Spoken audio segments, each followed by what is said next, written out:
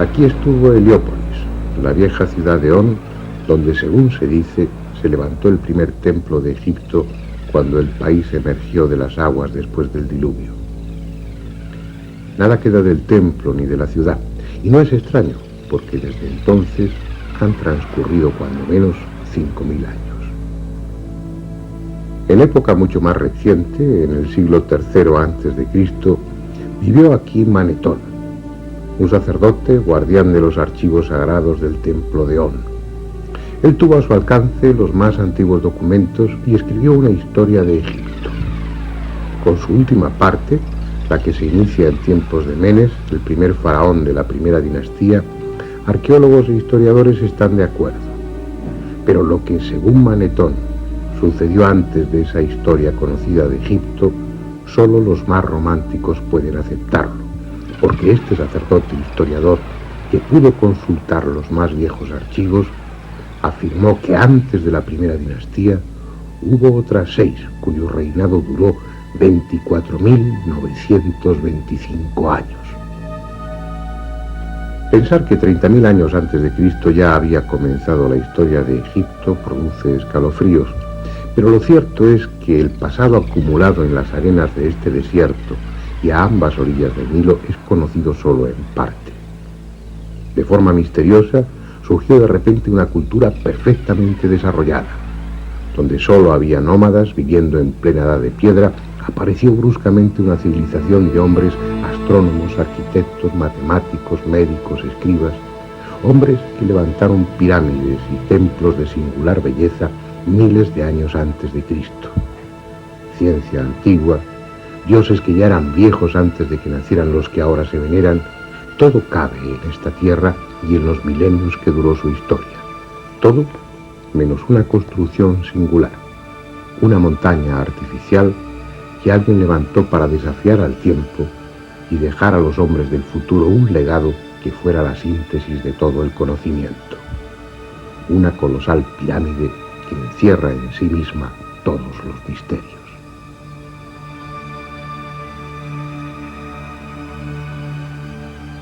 Este es el país de las pirámides.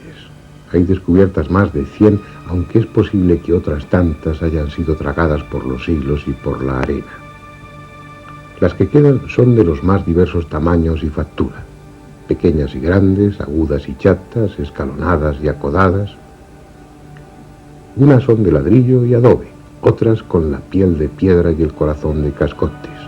Otras son solo un recuerdo, un montículo informe o ni siquiera eso. Muy pocas conservan el empaque y la fuerza que en otro tiempo tuvieron, pero entre todas ellas hay una, la más grande, que escapa a cualquier adjetivo y constituye el mayor monumento que el hombre jamás ha levantado. Si es que fue el hombre y no los mismos dioses quienes lo hicieron.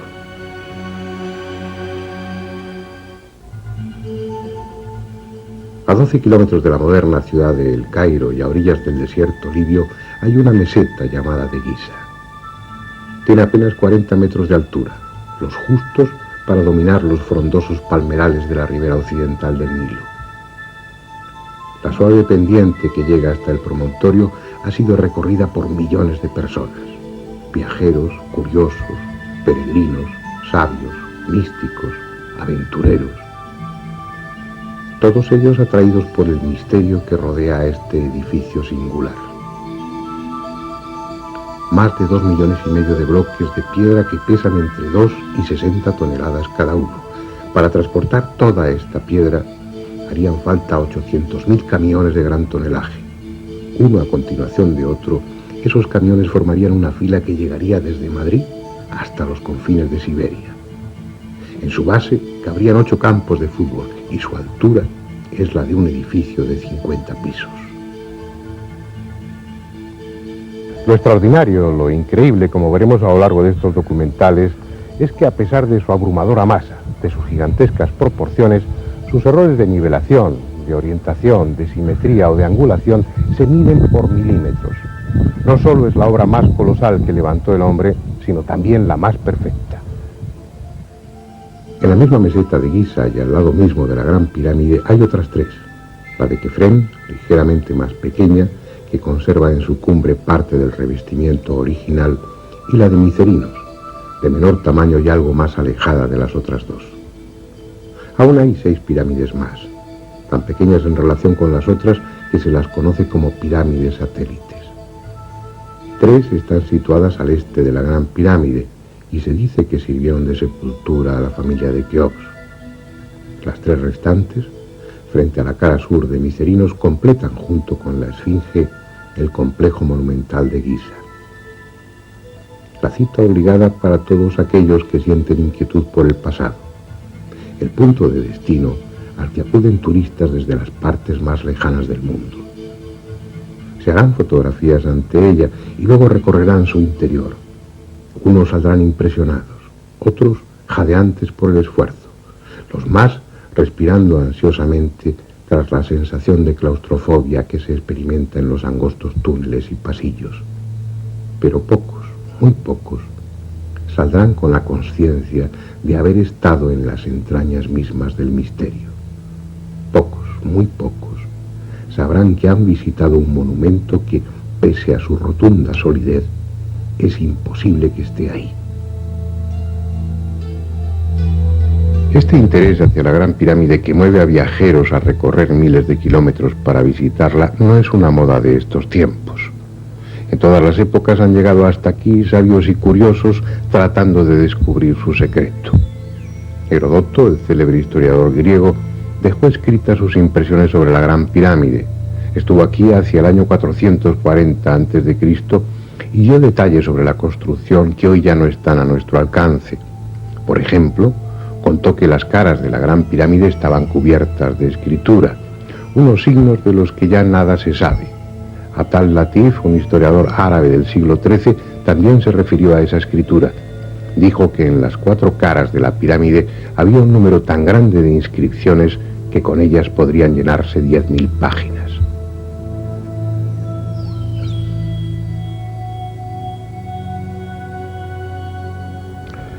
Así pues, griegos y árabes vieron algo que nosotros ya no podemos ver: la Gran Pirámide cubierta por su capa de revestimiento. Mírenla ahora de lejos. Sus caras parecen uniformes. Su superficie, más o menos rugosa, parece que estuviera completa.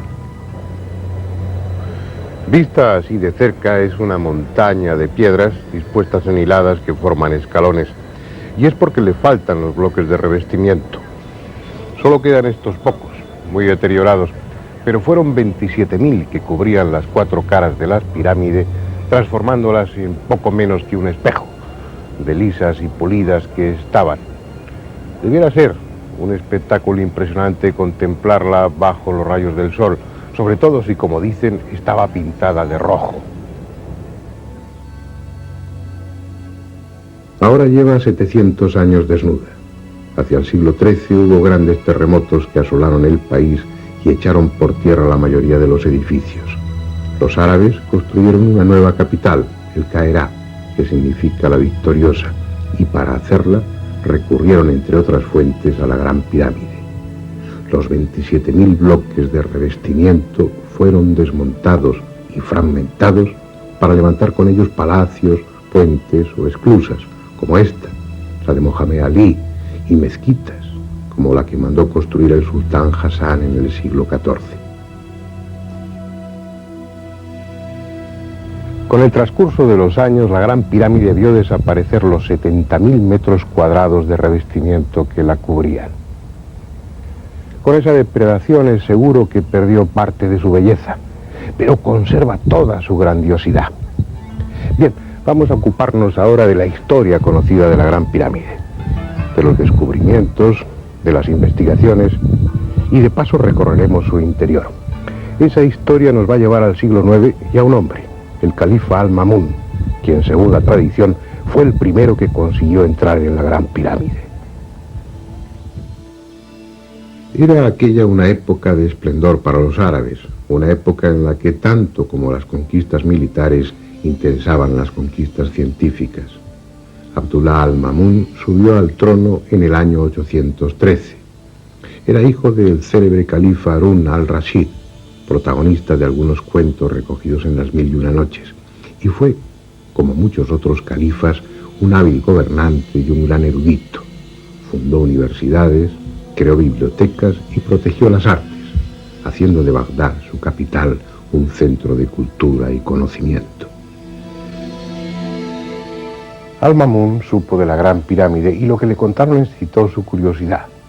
Le hablaron de leyendas que se referían a enormes tesoros, a cámaras ocultas en las que se encerraban todo tipo de objetos, desde mapas de las esferas terrestre y celeste hasta armas construidas con un metal que no se oxidaba, e incluso le mencionaron un cristal que podía ser doblado sin partirse.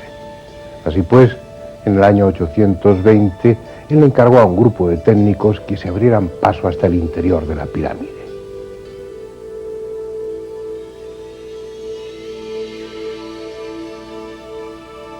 El resultado fue esta galería por la que hoy entran los turistas. Una mina que rompiendo las piedras penetra 38 metros en dirección norte-sur, evita los bloques de piedra con los que se cegaba la entrada al canal ascendente y llega hasta este.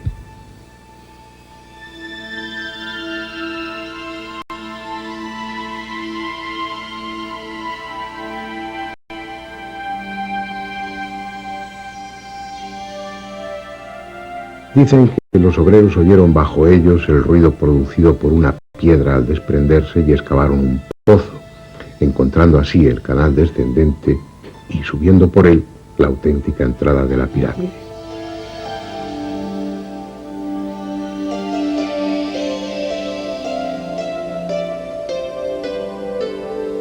Lo cierto es que, aunque la tradición afirma que el túnel atribuido a Al-Ma'mún fue practicado por el azar, nadie puede creerse que por casualidad perforasen en la dirección correcta, a la altura correcta, que por casualidad evitasen los bloques que taponaban el canal ascendente y que por casualidad hiciesen un pozo que fuese a dar justamente al canal descendente.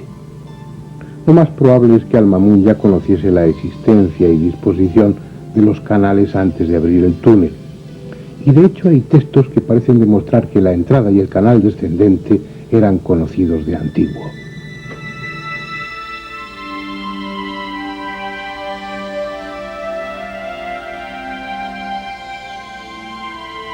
Estrabón, en el año 24 a.C., escribió que a cierto nivel, sobre uno de los lados de la pirámide, hay una piedra que puede retirarse y deja ver la entrada de una galería o siringa que termina en la tumba.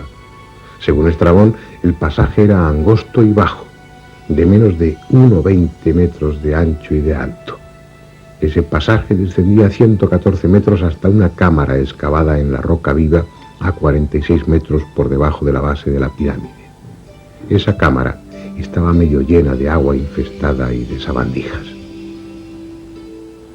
Los datos que proporciona Estrabón son tan próximos a la realidad que no cabe la menor duda de que él conocía la auténtica entrada a la pirámide, esta precisamente donde estamos. También hablan de ella Heródoto y Plinio, aunque con menos detalle, pero mencionan la entrada, el túnel descendente y la cámara que hay al final de él. Según cuenta Estrabón, aquí, en esta entrada, había una piedra basculante dentro de las losas de revestimiento que permitía el acceso. No sabemos si eso es simplemente una leyenda o tal piedra existió en realidad. Bien, antes de entrar, vamos a ver con cierto detalle cómo es esta entrada a la siringa.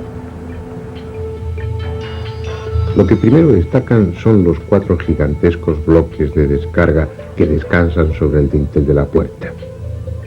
Muchos necios, con pretensión de pasar a la posteridad, han inscrito sus nombres. Pero la más estúpida de todas las inscripciones es la que hay en el bloque superior derecho. Está realizada en jeroglíficos por el egiptólogo alemán Lepsius a mediados del siglo pasado, y en ella se refiere al rey de Prusia, Federico Guillermo IV, y más ni menos que como rey del Alto y Bajo Egipto. En el triángulo formado por los bloques de descarga y el dintel hay 4 signos grabados. Un tetragrama que nada tiene que ver con la escritura jeroglífica egipcia ni con ninguna otra escritura conocida. No se sabe quién grabó esos signos ni cuándo. Quizás sean la obra de un bromista, o tal vez estén ahí desde el principio y constituyan la clave secreta de la pirámide. Bueno, creo que ha llegado el momento de que penetremos hacia las entrañas de la Gran Pirámide, pero no lo haremos por el túnel abierto por Al-Mamun, que es el que utilizan habitualmente los visitantes, sino por la entrada original, que es la que estamos describiendo y que se encuentra a 17 metros de altura.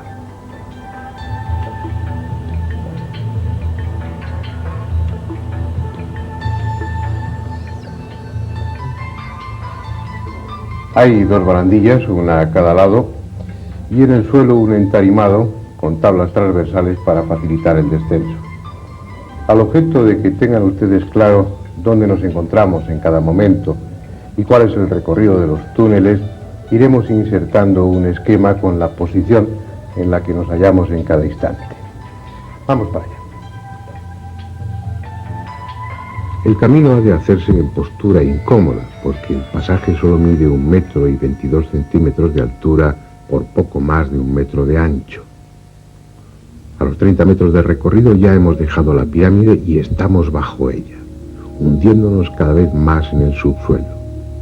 Ese canal descendente tiene en total 105 metros y 15 centímetros de longitud, y estamos a más de 30 metros por debajo del nivel de la meseta. Ya abajo del todo, al final del canal descendente, se abre un pequeño tramo horizontal aún más angosto.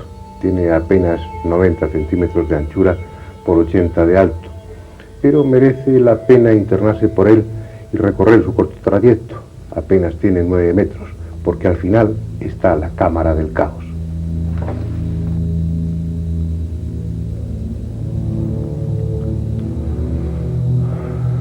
Estamos en la parte más profunda de la Gran Pirámide, en la cámara más recóndita, más subterránea. Está labrada en la roca viva y es por tanto una caverna artificial, aunque por su irregularidad, por su aspecto primitivo e inacabado, ha recibido diferentes nombres, entre ellos el de cámara inacabada o cámara del caos. Pero lo mejor será que ustedes y nosotros la veamos con detenimiento. La opinión de los arqueólogos es que se trata sencillamente de una cámara que quedó sin terminar intencionadamente. Aquellos que consiguieran dar con la entrada a la Gran Pirámide solo tendrían un acceso, el canal descendente por el que hemos bajado hace unos minutos. Al llegar aquí y encontrarse esta cámara subterránea sin terminar, los violadores de tumbas pensarían que ni la momia ni el ajuar funerario llegaron a ser depositados en la pirámide. Según ese criterio, estas masas de piedra a medio trabajar no tendrían función práctica alguna. Sin embargo, observen cómo paredes y techo están perfectamente labradas, respetando los mojones de piedra, obligando a los obreros a trabajar en unas condiciones excepcionalmente duras, arrastrándose por espacios de apenas 25 centímetros para labrar el techo. ¿Qué sentido tiene eso? Si lo que se pretendió era dar a la cámara el aspecto de inacabada sin más, ¿por qué no haber reducido la altura de esos bloques informes para trabajar en condiciones normales? Si lo hicieron así, tendrían sus razones, como las tendrían para abrir ese túnel enfrente del que sirve de entrada y que penetra 14 metros en dirección sur para terminar bruscamente. Las mismas razones que les llevaron a abrir este pozo cuadrado de 2 metros de lado y que apenas llegaba a 3 metros de profundidad, como el túnel de la pared sur, tampoco conducía a sitio alguno. El coronel Weiss, a mediados del siglo pasado, profundizó 9 metros más el pozo, buscando una posible cámara, pero no encontró nada. Hoy el pozo está lleno de arena y cascotes. Si el descenso por el estrecho canal era incómodo, la subida, superando los 26 grados y 34 minutos que tiene de pendiente, es aún más dura. De seguir todo el trayecto del túnel llegaríamos a la puerta exterior, pero si cuando hemos recorrido unos 85 metros nos detenemos, veremos la entrada original a otro pasadizo, el ascendente, cegado por grandes bloques de piedra. Debajo de este entablado hay 3 escalones en la piedra que se corresponden con la entrada al canal ascendente. Durante la construcción de los túneles y en las ceremonias previas al sellado de la pirámide, debía haber una rampa que facilitaba el acceso al canal ascendente todavía abierto. Llegado el momento, la rampa fue retirada y la entrada al canal ascendente cegada con 3 grandes bloques de piedra que se dejaron deslizar desde más arriba.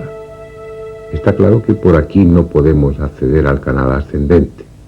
Será preciso que salgamos al exterior y utilicemos, como el resto de los visitantes, el túnel abierto por Al-Mamun.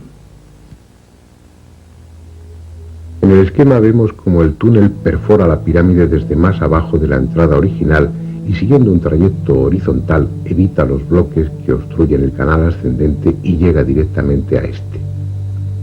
El canal ascendente es algo más confortable que el descendente que antes recorrimos. Mide un poco más de 1 metro de ancho y tiene 1,20 m de altura. Es en sí mismo una obra perfecta de ingeniería. Sus medidas se mantienen constantes y exactas a lo largo de los 37,5 metros que mide en total. Las piedras de paredes, techo y suelo ajustan con precisión y están pulidas. Las del suelo no están a la vista porque se ha dispuesto una rampa de madera con travesaños para facilitar la subida, porque este túnel también tiene una importante pendiente, exactamente la misma que el canal descendente, 26 grados y 34 minutos. No es un camino fácil, pero merece la pena el esfuerzo porque al final de ese pasadizo está la gran galería. Estamos ya a 22 metros por encima de la base de la Gran Pirámide, donde se abre la entrada a otro túnel, esta vez horizontal. Veamos a dónde conduce. Se trata de un pasadizo relativamente cómodo que avanza en dirección norte-sur. Mide algo más de 1 metro de ancho y tiene una altura de 1,18 m. Cuando se han recorrido 28,5 metros, el suelo presenta un escalón de 52 centímetros y gracias a él se puede entrar casi erguido en la cámara que hay al final del túnel. La llaman la Cámara de la Reina. Es una amplia estancia rectangular construida con piedra caliza de Tura. Mide más de 5 metros por cada lado y el techo en forma de caballete alcanza los 6 metros en su parte más alta. Restos de pintura evidencian que esta cámara estuvo pintada originalmente de azul. No está muy clara su función, aunque la idea más extendida es que se trata del serdab, de la cámara secreta de la Gran Pirámide, en la que se conservaba el doble del faraón, una estatua probablemente de basalto con sus facciones, a las que se le había dado vida mediante los ritos isíacos de apertura de ojos y de boca. Esa estatua, ese doble del faraón, probablemente estaba aquí, en este nicho. Si ustedes observan, hay un túnel abierto en el fondo, pero que no corresponde a la obra original. Fue abierto por Weiss y profundiza unos 15 metros sin llegar a sitio alguno. Pero hay otro detalle también importante en este nicho. En la parte de arriba se ve claramente cómo no corresponde con lo que sería el centro lógico de la cámara, sino que está desplazado 60 centímetros. Y eso es con toda seguridad por una razón: para que el nicho y consecuentemente el doble del faraón, la estatua de basalto, quedase justamente en el eje de la Gran Pirámide, como así sucede. También, por delante del nicho, hay una serie de fracturas en la roca que indican que probablemente existió aquí un pequeño altar o una construcción ceremonial, pero todo eso son conjeturas. Los primeros viajeros que entraron en esta cámara dejaron escrito que estaba cubierta de escombros y que si hubo algún mobiliario original de esta cámara estaba totalmente destrozado e irreconocible. Pero hay otros 2 detalles muy interesantes en esta cámara: la existencia de 2 túneles o conductos, uno en la pared norte y otro en la pared sur, que no fueron descubiertos hasta 1872, y no fueron descubiertos por la sencilla razón de que estaban tapados, de que la piedra continuaba y la pared era perfectamente lisa. No podía adivinarse que detrás de la piedra existían estos 2 conductos. No se trata de canales de ventilación, puesto que estaban intencionadamente cerrados. La suposición es que se trataba de canales psíquicos, por los que el alma del faraón entraba a visitar a su doble, a esa estatua de basalto que antes mencionábamos. En cualquier caso, la realización de estos 2 conductos que suben, se extienden a todo lo largo de la pirámide perpendicularmente a las paredes norte y sur. La realización de estos túneles, insisto, es una demostración del nivel técnico y constructivo de aquellas gentes, puesto que los planos no pudieron modificarse en ningún momento, ya que los canales se fueron haciendo a medida que la construcción iba avanzando. Esa idea de que eran canales para el paso del alma del faraón, del Ba, es la idea más generalizada. Sin embargo, uno se pregunta, ¿para qué dos canales? ¿Acaso necesitaba uno para entrar y otro para salir? Y aún más, ¿para qué la existencia de los mismos canales? ¿Es que acaso el alma no puede atravesar la piedra? Porque el hecho es que estos agujeros estaban tapados con piedra. Por lo tanto, el alma no podría entrar ni salir. Y si podía atravesar la piedra, entonces ¿qué necesidad había de los canales? Tal vez simplemente señalaban un camino, pero si es así, ¿por qué abiertos al norte y al sur, cuando en la vida de Ultratumba precisamente las direcciones importantes son el este y el oeste? Estos canales siguen siendo un misterio, a pesar de que en los círculos arqueológicos se sostenga que fueron canales psíquicos. Un misterio al que se ha venido a añadir otro nuevo, algo que complica aún más las cosas. En 1993, mientras se realizaban una serie de obras para mejorar la ventilación en el interior de la pirámide, el ingeniero alemán Rudolf Gattenbing tuvo la ocurrencia de introducir precisamente por este canal un pequeño robot provisto de una cámara de televisión. El robot ascendió sin problema durante los primeros 65 metros, pero llegado a ese punto tropezó con algo inesperado.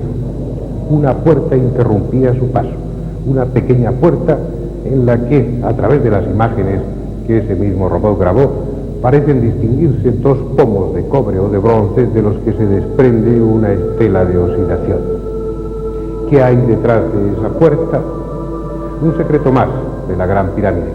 Bueno, ahora volvamos a ese punto en el que coincidía el canal ascendente con este otro horizontal que nos ha permitido llegar hasta la Cámara de la Reina.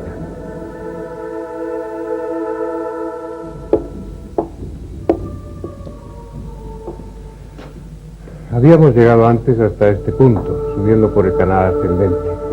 Aquí se inicia la Gran Galería, pero nos hemos desviado para penetrar por este túnel que nos conducía hasta la Cámara de la Reina. Y lo hemos podido hacer porque ya no existe una supuesta losa que debía unir el canal ascendente con la Gran Galería. Pero estos 5 nichos en la pared dan a entender claramente que esa losa, que esa cubierta fuera de piedra o de otro material existía, y que este túnel, este pasadizo y esa cámara se conservaban en más absoluto secreto. Pero ya la hemos visto. Ahora continuemos nuestro ascenso a través de la Gran Galería.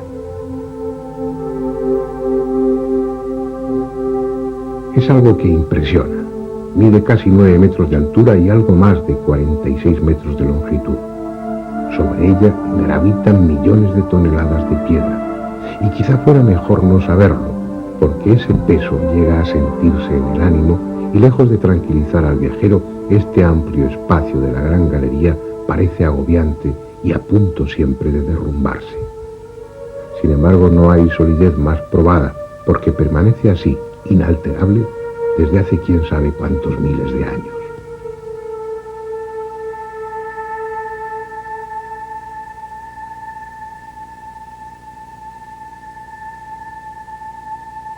Sus muros, implacablemente paralelos en todo su recorrido, se van cerrando con 7 saledizos, de forma tal que allá arriba el techo, formado por 40 losas imbricadas como tejas, tiene solo 1 metro de anchura, en tanto que en el suelo mide 2 metros, incluyendo en ellos 2 banquetas laterales. Y hay algo en esas banquetas que llama la atención. 28 entalladuras rectangulares situadas en cada una de ellas. ¿Qué son estos huecos? ¿Para qué sirvieron? Posiblemente para contener estatuas. Según dijo el historiador egipcio Manetón, Keops era el 28º rey de Egipto después de Menes, el fundador de la primera dinastía. Así pues, es probable que en estos nichos, en estos agujeros, en estas entalladuras, quedasen sujetas 28 estatuas, las de los 27 antepasados de Keops y la de él mismo, repetidas, emparejadas una frente a otra, de tal manera que esta gran galería habría sido una solemne y fúnebre galería de antepasados del rey Keops. Es una hipótesis que se ve avalada por algunos autores árabes que se refieren a la existencia en tiempos antiguos de estatuas dentro de la Gran Pirámide. En cualquier caso ya no están, han desaparecido. Solo queda la gran galería con su desnudez, que la hace aún más impresionante. Una galería que termina más arriba, en un rellano al que se abre un corto y estrecho pasadizo, el que da acceso a la antecámara o cámara de los rastrillos.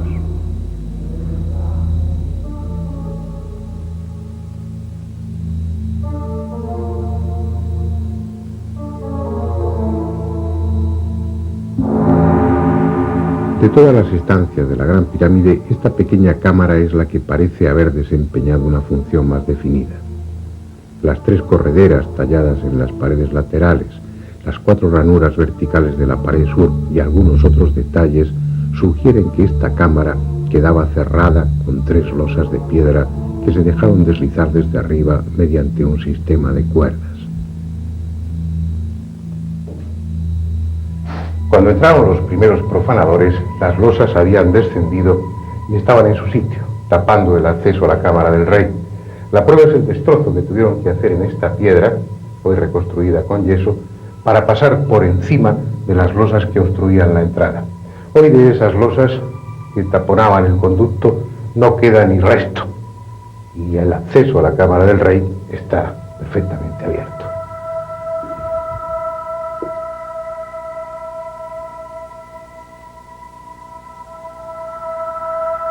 Esta es la más célebre cámara de la Gran Pirámide. Mide más de 50 metros cuadrados y tiene casi 6 metros de altura. Está construida con bloques de granito rojo de Asuán y 9 colosales losas que pesan unas 400 toneladas constituyen el techo. Nada hay en ella, salvo este sarcófago de granito. A finales del siglo XVIII aún estaba la tapa rota y apoyada en la pared, pero hoy ni siquiera eso queda. Solo el cofre de piedra, roto en una de sus esquinas, y la desnuda estancia.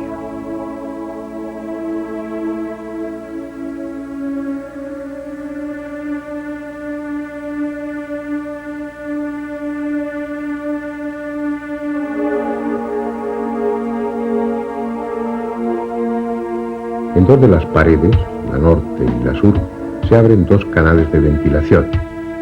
A diferencia de los que hay en la mal llamada Cámara de la Reina, estos sí tienen salida al exterior y hoy están dotados de 2 extractores de aire para renovar el ambiente y eliminar la humedad producida por los miles de turistas que la visitan.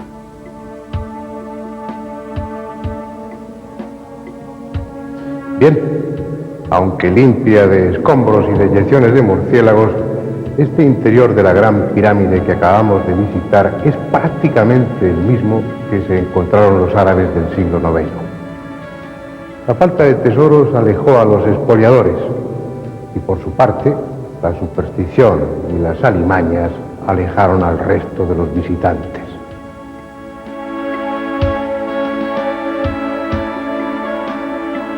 Más tarde, la demolición de toda la capa de revestimiento para abastecer de piedra a El Cairo supuso la acumulación de grandes cantidades de escombros. Por la entrada auténtica cayeron tanta arena y cascotes que el canal descendente quedó obstruido en un centenar de metros de su recorrido. El túnel inferior, el que abriera al Mamún, ni siquiera era visible porque el desierto y los escombros cubrían la pirámide hasta 10 metros de altura. Y así estuvo durante siglos, hasta el Renacimiento, época en la que volvió a renovarse el interés por las culturas antiguas y los pasadizos fueron de nuevo abiertos. Hubo otros visitantes y se produjeron nuevos hallazgos. En 1638 llegó hasta aquí John Greaves, astrónomo matemático y geómetra inglés. Leyendo a Pitágoras dedujo que en la Gran Pirámide estaban registradas las medidas fundamentales de la Tierra, y él fue el primero en señalar la existencia de un pozo del que hasta este momento no había constancia escrita. Un pozo que con toda seguridad ustedes no conocen, vayamos de nuevo al interior de la pirámide para verlo. Estamos en la parte inferior de la gran galería. La ausencia de un sillar deja al descubierto un estrecho canal que desde hace muchos años está cerrado a los turistas y que por su trayecto casi vertical es conocido como el Pozo. Nunca hasta hoy había sido filmado, así que ustedes serán los primeros que pueden verlo, aunque parte de las imágenes carezcan de la necesaria calidad, porque el calor y la humedad dejaron fuera de uso la cámara profesional y fue preciso recurrir a otra pequeña cámara auxiliar.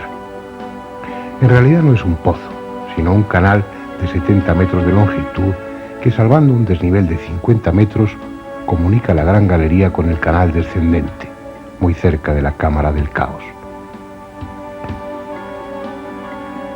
La parte superior del peligroso canal está abierta en la mampostería de la Gran Pirámide y fue excavada cuando el monumento ya estaba construido.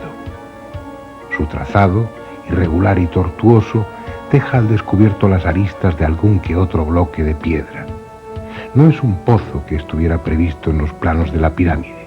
Fue excavado mucho después, con una intención que desconocemos.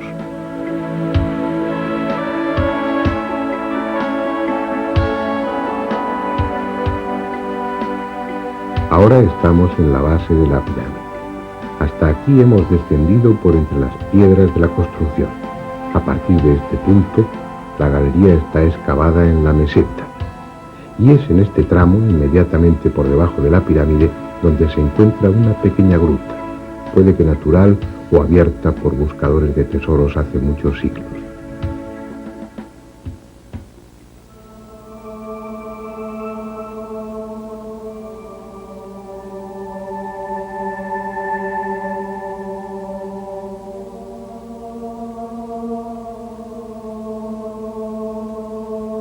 Otro detalle importante es la obra de mampostería, que indica que esta parte fue hecha en la época de la construcción de la pirámide.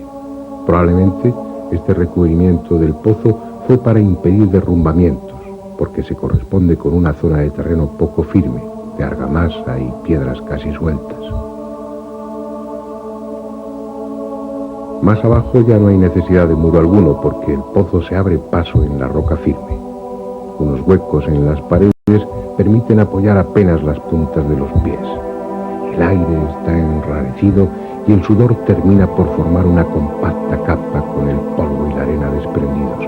No es un lugar agradable para pasear, pero nos hemos propuesto recorrer todos y cada uno de los huecos que hay en el interior de la Gran Pirámide.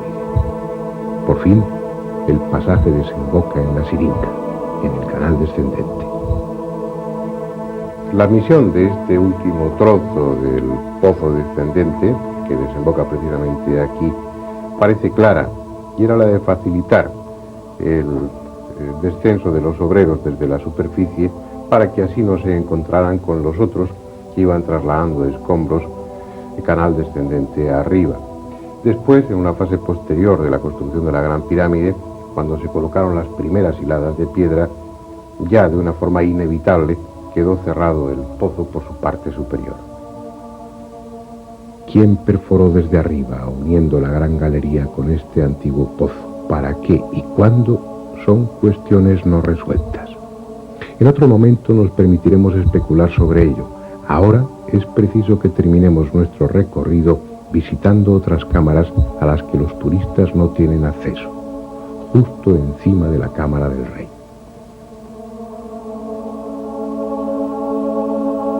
Fue Nathaniel Davison, en 1765, el que descubrió accidentalmente que en la parte superior de la gran galería, pegado al techo, se abría un boquete cuadrado de 60 centímetros de lado. Estaba casi cegado por excrementos de murciélago. Tras despejarlo, pudo introducirse por el pequeño conducto y entró en una cámara hasta entonces desconocida. Una cámara cuyo suelo está formado por las losas que sirven de techo a la Cámara del Rey. Por tanto, sus medidas son las mismas que las de esta, aunque con 1,20 m de altura. En honor a su descubridor, se la conoce como Cámara de Davison. 72 años después, en 1837, se descubrieron otras 4 cámaras por encima de esta.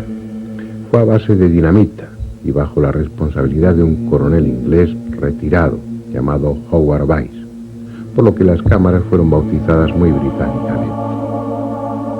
Cámara de Wellington, cámara del almirante Nelson, cámara de Lady Anne Arbuthnot y por último la cámara de Campbell, en la que ahora estamos, con el techo en caballete. Todas las enormes losas que forman las cámaras de descarga están suscribadas sobre la estructura general de la pirámide. La misión de estas 5 cámaras, que ustedes ven por primera vez en televisión, es la primera vez que entran unas cámaras de televisión para grabar su interior. La misión de las 5 cámaras, repito, era aliviar a la cámara del rey del enorme peso que tenía encima y protegerla en caso de terremoto. Una misión que parece haber cumplido perfectamente, porque en esta última cámara, en esta 5ª cámara, se puede ver cómo las enormes losas que forman el techo se han ido abriendo con el paso del tiempo, probablemente por efecto de algún terremoto.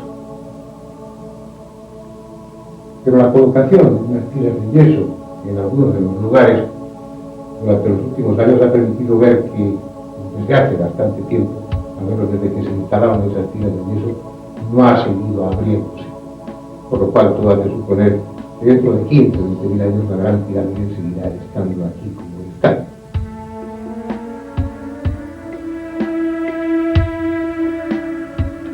Hay en esta 5ª cámara de descarga, la última, un elemento clave en la historia de la gran pirámide. Este cartucho, esta inscripción en la que, según algunos, está recogido el nombre de Keops. Así pues, estos jeroglíficos y la mención que hace Heródoto serían las 2 piezas fundamentales para sostener la hipótesis de que la gran pirámide fue construida por orden del faraón Keops. Pero hay otros que piensan que no, que lo que figura en esta inscripción no es realmente el nombre de Keops, sino una versión un tanto alterada del nombre del dios solar Khnum, por lo cual no quedaría nada más que el testimonio de Heródoto, que como veremos en su momento también es más que discutible. Por otra parte, en una antigua inscripción jeroglífica denominada la Estela del Inventario, se afirma que la Gran Pirámide ya estaba construida en tiempos de Keops y era conocida como Templo de Isis. Esa misma inscripción dice que Keops se hizo enterrar junto a ella en una pirámide más pequeña.